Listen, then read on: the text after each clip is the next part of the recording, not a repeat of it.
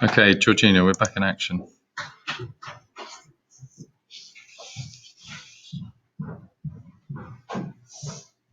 Are you sure this time's up? I hope so. Okay, here I go. I'm unitalicizing this bracket. It's leaning over too much. It's actually set in a fictional city called Verona Beach. Yeah. Okay. So you say acknowledging Verona Beach, acknowledging the setting of Shakespeare's original, which was Verona, something like that. You could say. You could also say a fictional. What can we say about that city? It's like it's in Florida or South America or. Yeah, it does give that kind of vibe. Is there a way you could describe just saying? I mean, I suppose it doesn't really.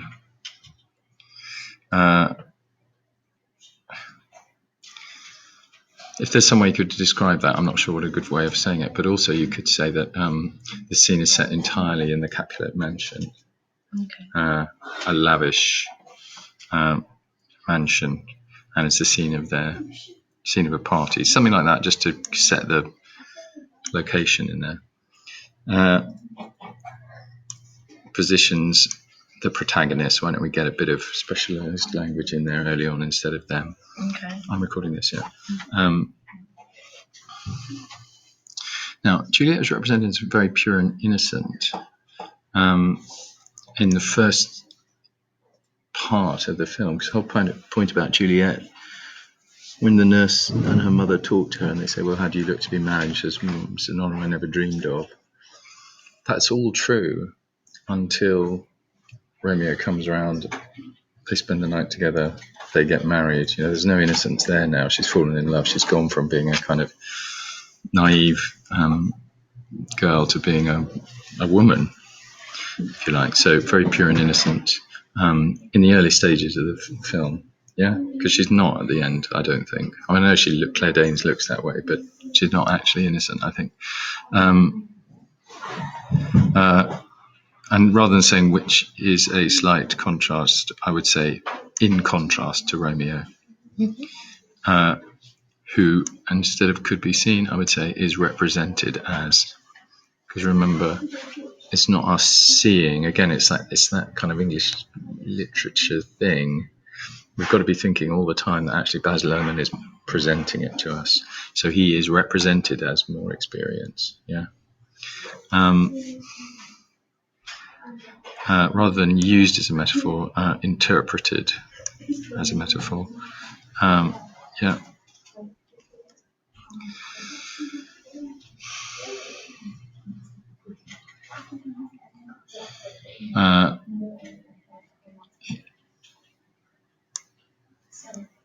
I think this is just a bit. Why don't you name the song here? The diegetic music being played at the party, and then name it blah blah blah by blah blah blah. Can't remember what it's called. Young Love Run Free. No, that's another song. So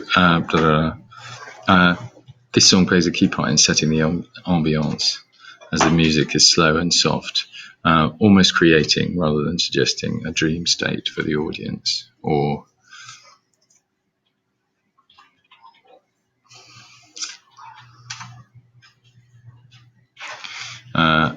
let's say almost creating a dream state for the audience for the action that is about to take place. Because the idea of it is that it's sort of their dream, isn't it? Yeah.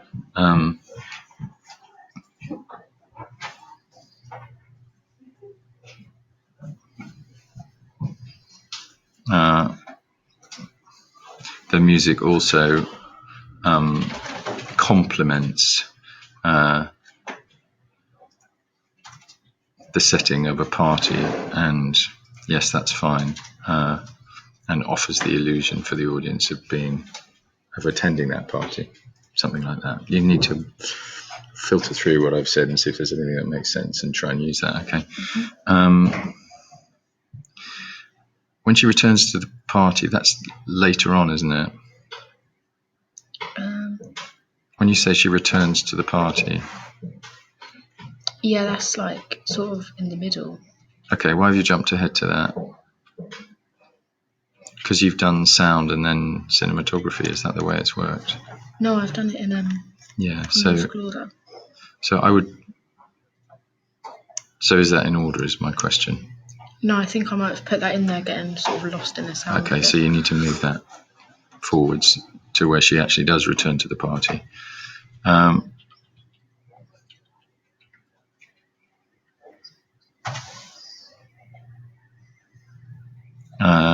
Let's call it the sequence here. So the cinematography adds to this as the sequence is filled with slow panning shots, close-ups, zooms, and tracking shots of Romeo's face. It's both their faces, isn't it? Are we talking about the very beginning of the clip? Yeah, it's more based on Romeo, the way he's sort of like chasing her through the tank sort of thing. Yeah.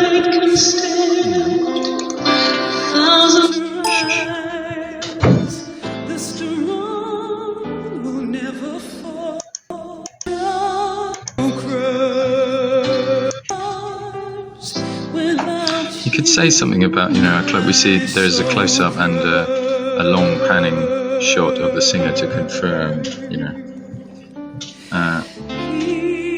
confirm the location. It's more about this bit, the way he's tracking it. Yeah, well, and her eye there, that's nice.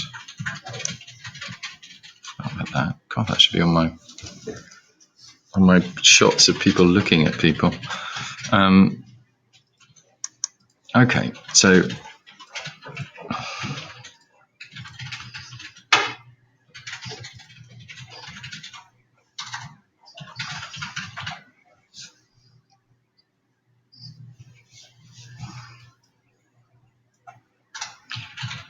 right, I think I would take this out and finish talking about the song. Yeah? Okay. And then I would go on to the cinematography. Okay?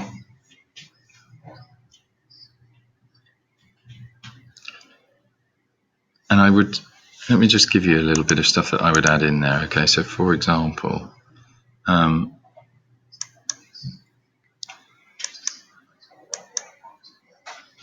that's fine what you've said about Romeo, but I would also say,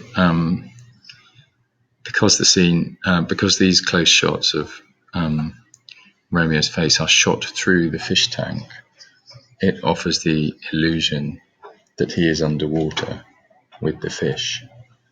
Okay. And similarly, when Juliet, it's a lovely shot, this, I completely forgotten.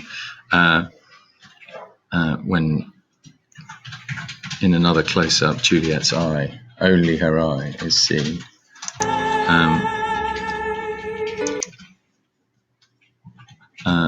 There is a sudden and startling eye-line match between the two of them. Yeah, because you just see his eye going down there, and that's the eye-line match. That's the kind of what we call the coup de foudre, in French, the strike of lightning. Yeah. Okay. And I've said this before, and you might want to put this in. I'm trying to fancy up your essay, to try and get it. But so what you could say is this. So it also appears then that Juliet is in the water, that the two are. The illusion is that they're in the water and the rest of the party is going on outside. And this is Baz Luhrmann creating an artificial, what's the word? A private space, a private dramatic space for the two lovers to meet each other for the first time.